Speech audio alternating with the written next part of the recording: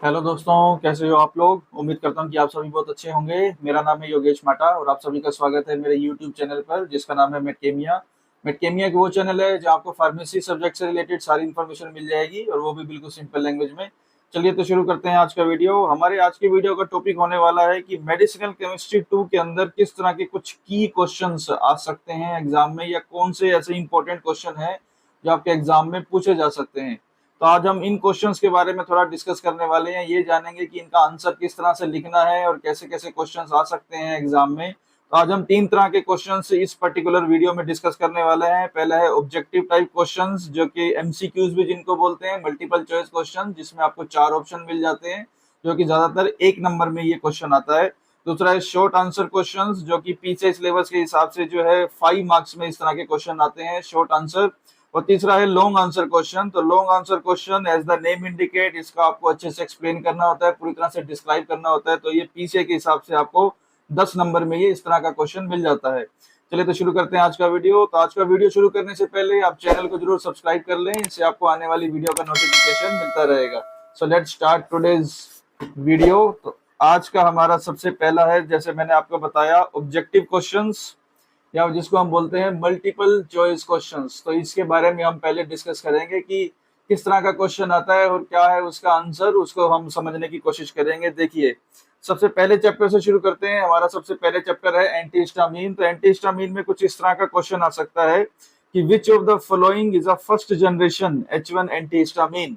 First generation H1 antihistamine कौन सी है इन चारों में से। देखिए, फर्स्ट दिया हुआ है लोराटाडीन, सेकंड है सिट्रीजिन, सी है डाइफिनाइल हाइड्रामीन और डी है फिक्सोफेनाडीन। तो इनमें से फर्स्ट जनरेशन H1 एंटीहिस्टामीन कौन सा है। तो दोस्तों, सबसे पहले तो आप फर्स्ट जनरेशन को इस तरह से समझिए कि जो सबसे पहले जनरेट हुई, जो सबसे पहले हमारे एग्जिस्टेंस में आई, जो कि सबसे पहले मार्केट में आई। इसके ऊपर मैं ऑलरेडी एक वीडियो, सबसे पहला वीडियो मैंने बनाया था, आपको इससे रिलेटेड और भी डिटेल वहां पे उस वीडियो में मिल जाएगी। तो आप इस वीडियो को भी देखें, वहां से और जानकारी हासिल करें। तो अगर हम इसमें बात करें इन चारों में से, इसका आंसर है सी, डाइफेनहाइड्रामीन। डाइफेनहाइड्रामीन जो है वो फर्स्ट जनरेशन H1 एंटीहिस्टामीन ड्रग है।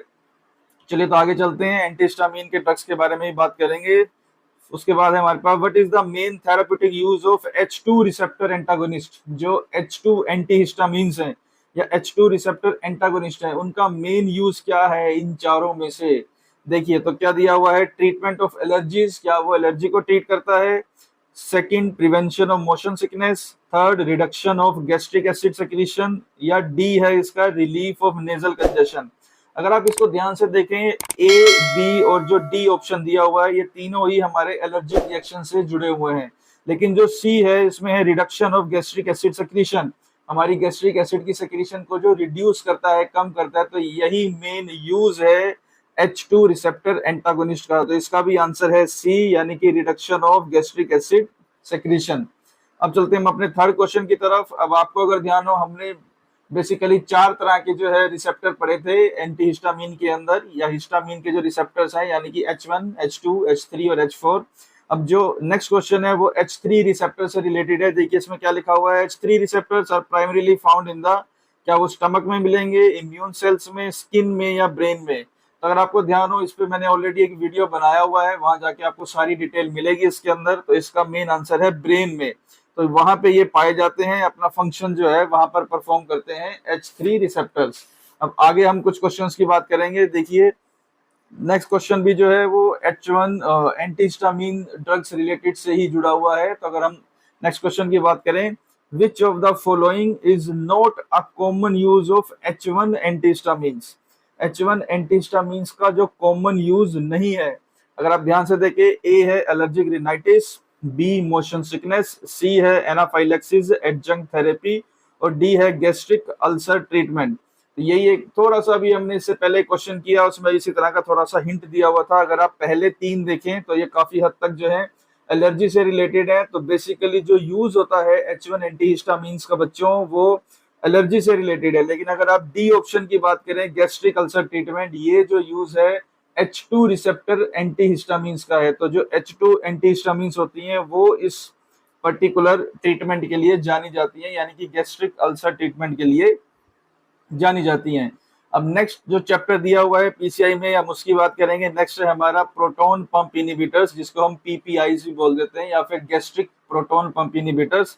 अब इससे रिलेटेड किस तरह का ऑब्जेक्टिव क्वेश्चन जो है पूछा जा सकता है, देखिए PPIs are most effective when taken, आप उसको जब लें तो कब वो सबसे ज्यादा इफेक्टिव होते हैं। ए है after a heavy meal, B before bed time, C on an empty stomach before meals, या डी है at the onset of heartburn.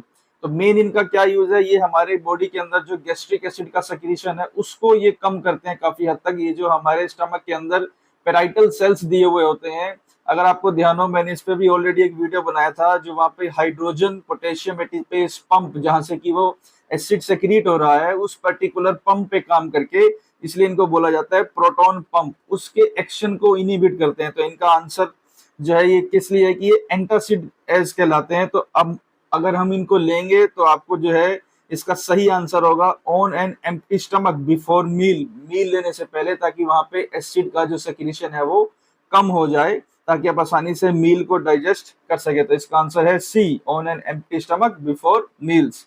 अब चलते हैं नेक्स्ट क्वेश्चन की तरफ। Which of the following conditions is not typically treated with PPIs, PPIs की help से इस पर्टिकुलर जो ये चार ऑप्शन दिए, इसमें से कौन सी कंडीशन को ट्रीट नहीं किया जा सकता। तो देखिए ए है जीईआरडी यानी कि गैस्ट्रो इसोफेगियल रिफ्लक्स डिसीज, इसको हम करते हैं ट्रीट। उसके बाद है जोलिंगर एलिसन सिंड्रोम, अगर आपको ध्यान हो ये था गैस्ट्रिनोमा, इसको मैंने ऑलरेडी एक वीडियो बनाया था, उसमें मैंने अच्छे से एक्सप्लेन किया था, तो ये भी हम इसके थ्रू ट्रीट करते हैं। तीसरा है पेप्टिक अल्सर, ये तो ट्रीट होता ही है पीपीआई के थ्रू। और लास्ट है कॉन्स्टिपेशन, तो कॉन्स्टिपेशन की कंडीशन को हम पीपीआई के थ्रू ट्रीट नहीं करते, तो इसका आंसर रहेगा डी यानी कि कॉन्स्टिपेशन।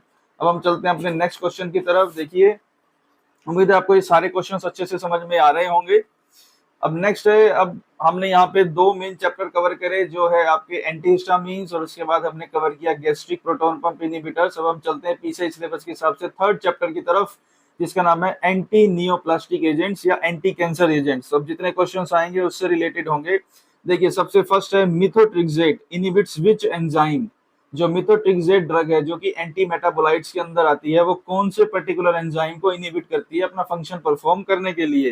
तो अगर आप देखें, ए है टोपोआइसोमेरेज 2, बी डाइहाइड्रोफोलेट रिडक्टेस, सी डीएनए पॉलीमरेज, या डी टायरोसिन काइनेज। अगर आपको याद ध्यान हो, मैंने इस पर ऑलरेडी एक वीडियो बनाया था जब मैंने सारे मैकेनिज्म ऑफ एक्शन बताए थे एंटी मेटाबोलाइट्स के। तो इसका सही आंसर है डाइहाइड्रोफोलेट रिडक्टेस, तो ये है इसका मेन एग्जैक्ट आंसर। अब देखते हैं नेक्स्ट ड्रग की तरफ चलते हैं। विच of the following is an alkylating agents, इनमें से कौन सी ड्रग है जो एल्काइलेटिंग एजेंट का एग्जांपल है। देखिए ए है डॉक्सोरुबिसिन, बी हमारा ऑप्शन है पक्लीटेक्सेल, उसके बाद है सी साइक्लोफॉस्फामाइड, और डी है 5-फ्लोरोयूरेसिल। अगर हम इसकी बात करें तो ये अलग अलग ड्रग हैं, ये एंटीबायोटिक है, इसकी कैटेगरी अलग है।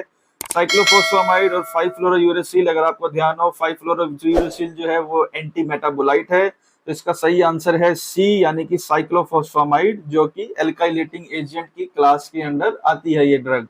अब देखिए नेक्स्ट ड्रग है which antineoplastic agent is classified as an antimetabolite, इनमें से कौन सी ड्रग को जो है आप एंटी मेटाबोलाइट के अंदर क्लासिफाई करोगे। डॉक्सोरुबिसिन, 5-फ्लोरोयूरेसिल, विनब्लास्टीन, या फिर सिस्प्लेटिन।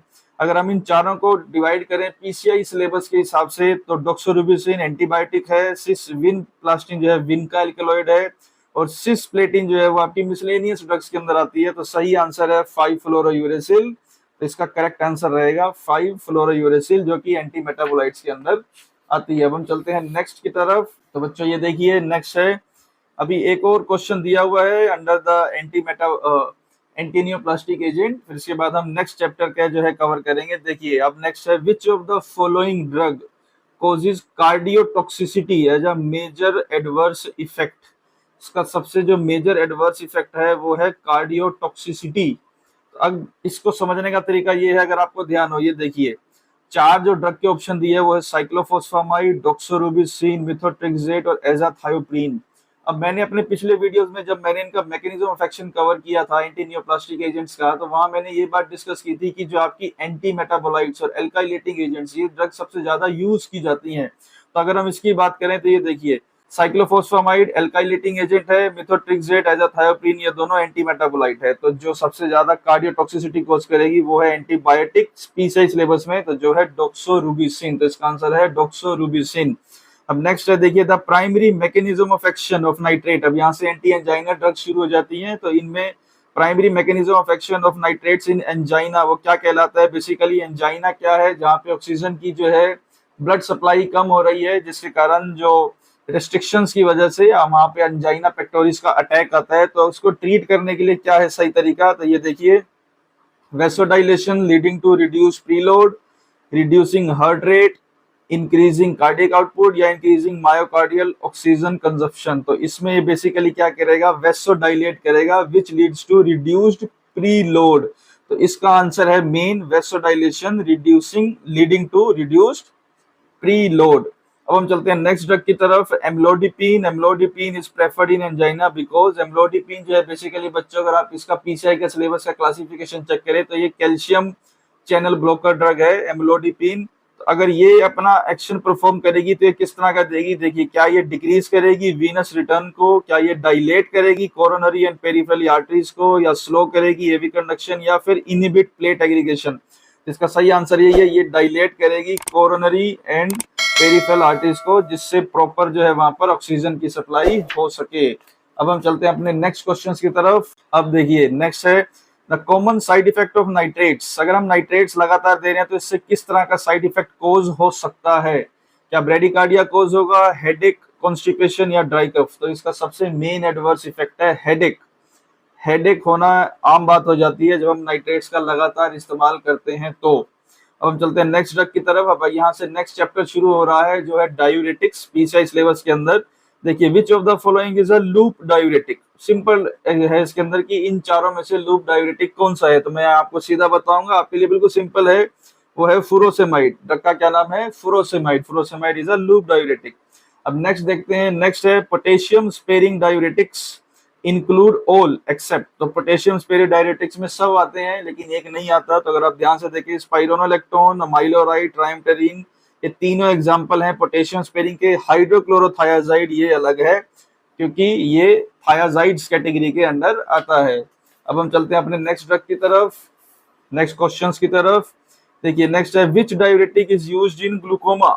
अब यहाँ पे जो कुछ डायूरेटिक्स हैं वो आपकी एज अ डायूरेटिक तो यूज हो ही रही है। डायूरेटिक का मतलब जो कि आपके यूरिन फ्लो को बढ़ा रही है, यूरिन आउटपुट को बढ़ा रही है, जिससे कि हम उसको हाइपरटेंशन में ट्रीट करते हैं। लेकिन एक ऐसी ड्रग है जो ग्लूकोमा में भी ट्रीट की जाती है। तो फुरोसेमाइड है, स्पाइरोनोलेक्टोन है या हाइड्रोक्लोरोथाइजाइड है? मैं आपको अगर इनकी क्लास बताऊं, फुरोसेमाइड है लूप डायूरेटिक, एसिटाजोलामाइड है carbonic anhydrase inhibitor, स्पाइरोनोलेक्टोन potassium sparing, और हाइड्रोक्लोरोथाइजाइड थायाजाइड। तो इसमें जो हमारी कार्बोनिक एनहाइड्रेस है एसिटाजोलामाइड, इस ड्रग को हम यूज कर सकते हैं ग्लूकोमा के केस में। तो हम चलते हैं नेक्स्ट ड्रग की तरफ, a diuretic that reduces calcium excretion, जो कैल्शियम एक्सक्रीशन को कम करे। कहने का मतलब ये कि वो कैल्शियम के रीएब्जॉर्प्शन को बढ़ाए, जो कि किडनी स्टोन को ट्रीट करने में भी यूजफुल है। तो इनमें से कौन सी ऐसी ड्रग है जो कि कैल्शियम के रीएब्जॉर्प्शन को बढ़ाती है? कहने का मतलब कैल्शियम एक्सक्रीशन को घटाती है। तो इसमें मेन आंसर है बच्चों थायाजाइड। थायाजाइड इस तरह से अपना एक्शन परफॉर्म करते हैं कि जिससे कैल्शियम का रीएब्जॉर्प्शन बढ़ता है। अब हम चलते हैं नेक्स्ट। देखिए, विच of the following class of diuretics is used in altitude sickness? जो आपका अल्टीट्यूड सिकनेस में यूज होती है। अल्टीट्यूड बेसिकली ये है कि जब हम बात करते हैं कि किसी हायर, अगर हम अपर वैली पे चले गए जहाँ पे जो है हायर अल्टीट्यूड है, कहने का मतलब वहाँ पे ऑक्सीजन की सप्लाई जो है नॉर्मली मैदानी एरिया के मुकाबले कम है। तो वहां पे अगर सिकनेस कोज हो, किसी तरह का अगर मोशन सिकनेस कोज हो, तो हम कौन सी ड्रग को दे सकते हैं? क्या लूप डायूरेटिक है, कार्बोनिक है, थायाजाइड या ऑस्मोटिक? तो इसमें सबसे सही और सिंपल आंसर है कार्बोनिक एनहाइड्रेस इनहिबिटर्स को हम इन पर्टिकुलर कंडीशन में यूज कर सकते हैं। तो ये था डायूरेटिक्स के बारे में। अब हम लास्ट चलेंगे जो यूनिट 2 के अंदर जो लास्ट चैप्टर है, यानी कि एंटी हाइपरटेंसिव एजेंट्स। तो उससे रिलेटेड क्या ऑब्जेक्टिव क्वेश्चंस हो सकते हैं, हम उनकी डिस्कशन करेंगे यहाँ पर। देखिए, उसमें सबसे पहला है एस इनहिबिटर्स। एस का मतलब कि एंजियोटेंसिन कन्वर्टिंग एंजाइम इनहिबिटर, जो कि एंजियोटेंसिन को जो उस तरह से जो है उस एंजाइम को अपना फंक्शन करने से जो है ब्लॉक करती है, इनहिबिट करती है। तो इसमें ये लिखा है कि ACE inhibitors lower blood pressure, by वो कैसे अपना ब्लड प्रेशर लो करती है, क्या वो अल्डोस्टेरोन के लेवल को बढ़ाएंगी या सिंपैथेटिक आउटपुट को इनहिबिट करेंगी। सी है ब्लॉकिंग एंजियोटेंसिन 2 रिसेप्टर्स या preventing the conversion of angiotensin 1 to angiotensin 2। तो इसका सही आंसर है डी। ये जो कन्वर्जन हो रहा है एंजियोटेंसिन 1 का एंजियोटेंसिन 2 में, ये बेसिकली एंजियोटेंसिन कन्वर्टिंग एंजाइम की प्रेजेंस में होता है और ये ड्रग्स उसी एंजाइम के फंक्शन को इनहिबिट करती हैं, ब्लॉक करती हैं, ताकि एंजियोटेंसिन 2 जो है ना बन पाए, जिससे फर्दर जो है आगे जो है हमारा बीपी जो है वो ना बढ़ पाए, ताकि वो कंट्रोल में रहे। अब इसमें लास्ट क्वेश्चन देख लेते हैं ऑब्जेक्टिव के अंदर कि which class of anti hypertensives may cause dry cough as a side effect. Side effect आपको किससे मिल सकता है ड्राई कफ की फॉर्म में, तो इसमें देखिए दिया हुआ beta blockers, ARBs, S inhibitors या कैल्शियम चैनल ब्लॉकर्स। तो इसका आंसर भी है बच्चों एस इनहिबिटर्स। ये एस इनहिबिटर्स के कारण जो है ड्राई कफ होने की समस्या जो है हमारे अंदर जो है ये मिल जाती है। तो ये था ऑब्जेक्टिव क्वेश्चंस। अब हम चलते हैं, जैसा मैंने आपको शुरू में बताया था कि हम कुछ शॉर्ट क्वेश्चंस और लॉन्ग क्वेश्चंस भी डिस्कस करने वाले हैं, तो आप इनको जरा ध्यान से देखिए। और ये भी मैं आपको समझाने की पूरी कोशिश करूंगा कि आपको यहाँ पे अपना आंसर लिखना किस तरह से है। सिर्फ हमको ये नहीं देखना कि क्वेश्चन क्या आ रहा है, आपको आंसर कैसे लिखना है वो भी आपको थोड़ा क्लियर होना चाहिए। देखिए सबसे फर्स्ट क्वेश्चन की बात करें तो इसमें सिंपल पूछा गया है, what are gastric proton pump inhibitors, right their classification and mechanism of action. तो सिंपल है, आपको ये बताना है गैस्ट्रिक प्रोटॉन पंप इनहिबिटर्स क्या है, सिंपल। इसके बाद उसने पूछा है, एग्जामिनर आपसे पूछना चाह रहा है कि आप इसकी क्लासिफिकेशन लिखिए। अब आपको क्लासिफिकेशन पीसीआई के हिसाब से लिखी है, जो पीसीआई में दिया हुआ है आपको वही चीज लिखनी है। अगर आपको ध्यान हो पीसीआई में इसके अंदर जो है गिन के 4 ड्रग्स दी हुई है, तो आप उन्हीं के बारे में आप मेंशन करें और उसके बाद उसका मैकेनिज्म ऑफ एक्शन। तो आपको मैकेनिज्म ऑफ एक्शन जो है गैस्ट्रिक प्रोटॉन पंप इनहिबिटर्स का कर देना है। तो अगर हम इसकी बात करें तो ये 2 मार्क्स में ये है, ये 1 मार्क्स में है और ये मैकेनिज्म एक्शन 2 मार्क्स। तो इस तरह से 5 नंबर में आप इसको एक्सप्लेन कर सकते हैं। अब नेक्स्ट क्वेश्चन देखते हैं, second question, explain synthesis and mechanism of action of methotrexate. तो मिथोट्रिक्सेट आप मैं पहले ही बता चुका हूं कि ये एंटी मेटाबोलाइट की कैटेगरी के अंदर आती है। तो एंटी मेटाबोलाइट यानी कि एंटी कैंसर ड्रग। तो आपको इसका सिंथेसिस लिखना है और इसका मैकेनिज्म ऑफ एक्शन बताना है। अब इसका सिंथेसिस जो है वो काफी वास्ट है, तो यहाँ पे सिंथेसिस को आप 3 नंबर दे सकते हो। इसका मैकेनिज्म ऑफ एक्शन आप सिर्फ डायग्राम के थ्रू एक्सप्लेन कर सकते हो। इस पे ऑलरेडी मैंने वीडियो बनाया हुआ है, mechanism of action of methotrexate. आप उस वीडियो से समझ सकते हो कि मिथोट्रिक्सेट किस तरह से अपना मैकेनिज्म ऑफ एक्शन परफॉर्म करता है कैंसरस सेल्स की ग्रोथ को इनहिबिट करने के लिए। तो ये आसानी से 5 नंबर में क्वेश्चन पूछा जा सकता है, तो आप सिंपल तरीके से इसका आंसर लिख सकते हो। अब देखिए नेक्स्ट क्या है, classify anti anginal drugs, right synthesis of any one drug under vasodilators. तो कहने का मतलब आपको पहले क्लासिफाई करना है पीसीआई सिलेबस के हिसाब से। यहाँ 2 क्लासेस दी हुई हैं, अगर आपको ध्यान हो, कैल्शियम चैनल ब्लॉकर्स और वेसोडाइलेटर। तो उसमें से आप उनको अच्छे से क्लासिफाई कीजिए। तो कहने का मतलब ये 3 नंबर में क्वेश्चन है और ये सिंथेसिस आप कोई भी एक ड्रग का सिंथेसिस कर सकते हैं अंडर वेसोडाइलेटर्स। अब नेक्स्ट है, differentiate between primary and secondary hypertension, illustrate mechanism of action of S inhibitors. तो कहने का मतलब आप पहले तो डिफरेंस बताइए। ये 2 मार्क्स में आप बता सकते हैं कि प्राइमरी और सेकेंडरी हाइपरटेंशन में क्या डिफरेंस है। उसके बाद आपको मैकेनिज्म ऑफ एक्शन बताना है एस इनहिबिटर्स का, कि एस इनहिबिटर्स किस तरह से अपना मैकेनिज्म ऑफ एक्शन परफॉर्म करते हैं। तो ये 3 मार्क्स के हिसाब से आप अगर इसको डायग्रामेटिकली अच्छे से समझा दें तो आपको पूरे नंबर इसके अंदर मिल जाएंगे। अब हम चलते हैं कुछ लॉन्ग क्वेश्चंस की तरफ कि लॉन्ग क्वेश्चंस किस तरह के पूछे जा सकते हैं। देखिए सबसे फर्स्ट है, what are antihistaminic agents, expound their classification and various receptors of histamine. देखिए अब जैसे मैंने बताया था कि 10 मार्क्स में आते हैं, तो आपको पहले तो ये पता होना चाहिए एंटीहिस्टामिनिक एजेंट्स क्या है। तो इसको आप सिर्फ 1 नंबर में लेके चाहिए, ओनली 1 नंबर, ये सिर्फ 1 नंबर के अंदर है। उसके बाद एक्सपाउंड देयर क्लासिफिकेशन, अब ये 5 नंबर में आ रहा है क्लासिफिकेशन। तो आप कोशिश कीजिए सारी ड्रग्स के नाम इसके लिख सकें और उसमें बहुत अच्छे से स्ट्रक्चर बना सकें।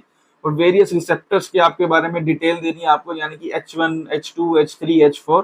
तो इसको आप 4 नंबर में ले सकते हैं। तो ये 6+3 भी हो सकता है या 5+4 करके ये 1 नंबर में हो जाएगा। तो आप इसको ऐसे इस तरह से अच्छे से एक्सप्लेन कर सकते हैं। अब नेक्स्ट देखिए, explain mechanism of action and classification of following alkylating agents और एंटी मेटाबोलाइट्स। यहाँ एग्जामिनर ये जानना चाह रहा है कि आपको कंप्लीट जानकारी है एंटीनियोप्लास्टिक के बारे में या नहीं। तो यहाँ आपको मैकेनिज्म ऑफ एक्शन और क्लासिफिकेशन, इनकी डिटेल आपको अच्छे से देनी है। अब देखिए यहाँ से आपको कंफ्यूज नहीं होना है क्लासिफिकेशन यहाँ पे एल्काइलेटिंग एजेंट और एंटी मेटाबोलाइट की पूछी गई है, तो आपको पूरी एंटी नियोप्लास्टिक की क्लासिफिकेशन देने की जरूरत नहीं है। तो जो ड्रग्स एल्काइलेटिंग एजेंट्स के अंदर है आप सिर्फ उन सबके नाम लिख दीजिए, और एंटी मेटाबोलाइट्स के जो अंदर है आप उनके नाम लिख दीजिए। अब जाहिर सी बात है ये मैकेनिज्म ऑफ एक्शन भी पूछा गया है, तो आप इनका मैकेनिज्म ऑफ एक्शन बताइए। तो आप इस तरह से कर सकते हैं कि ये 6 मार्क्स में है मैकेनिज्म ऑफ एक्शन, 3 और ये आपका 4 मार्क्स में है। तो आप यहाँ पे ड्रग्स के नाम लिखिए, और दो अगर आप स्ट्रक्चर बना देंगे इसके अंदर तो आप बड़ी आसानी से अपना इस आंसर को जस्टिफाई कर पाएंगे, जिससे आपको 10 में से 9 मार्क्स आसानी से मिल सकते हैं। अब लास्ट क्वेश्चन अगर हम देखें तो हो सकता है कि आउटलाइन क्लासिफिकेशन ऑफ डायूरेटिक्स, क्योंकि डायूरेटिक्स का बहुत बढ़िया क्लासिफिकेशन दिया हुआ है पीसीआई सिलेबस में, तो आप उसको अच्छे से लिखिए, एक एक ड्रग के नाम लिखिए, वहां पे स्ट्रक्चर भी बनाइए। प्लस अब यहाँ पूछा है इल्यूसिडेट mechanism of action and synthesis of loop diuretics. अब यहाँ पे आपको कंफ्यूज नहीं होना है, mechanism of action loop diuretics, synthesis का मतलब अब बच्चा यहाँ ये कंफ्यूज करेगा कि मैं सिंथेसिस लूप डायूरेटिक्स का सिंथेसिस कैसे करूं। लेकिन अगर आप पीसीआई सिलेबस देखें तो आपके वहां पे एक ही ड्रग दी हुई है, जी हाँ सिर्फ एक ही ड्रग दी हुई है जिसका आपको सिंथेसिस लिखना है, और वो है फुरोसेमाइड। तो आपको फुरोसेमाइड का यहाँ पे आप सिंथेसिस बनाइए, जिसको आप 3 नंबर में लेके चलें। मैकेनिज्म ऑफ एक्शन करिए लूप डायूरेटिक्स का, जिसको कि आप 3 नंबर में लेकर चलिए। क्लासिफिकेशन रहेगी इसकी 4 नंबर में। तो अगर आप सिर्फ 4 नंबर में अगर सारी ड्रग्स का नाम लिख दें अच्छे से पीछे के हिसाब से तो भी बहुत बढ़िया। अगर आप ड्रग्स के नाम कम कर देते हैं तो आप वहां पे 2 से 4 स्ट्रक्चर बना सकते हैं, जिससे आप अपना आंसर जस्टिफाई कर पाएंगे। तो बच्चों ये था आज का वीडियो की क्वेश्चंस के बारे में। उम्मीद है आपको ये अच्छा लगा होगा। अगर इससे रिलेटेड आपकी कोई क्वेरी है तो आप कमेंट में जरूर लिखें, और अगर आप चैनल पे नए हैं तो चैनल को सब्सक्राइब करना ना भूलें, इसको आपको आने वाले वीडियो का नोटिफिकेशन मिलता रहेगा। तो आज की वीडियो में इतना ही। Thank you so much.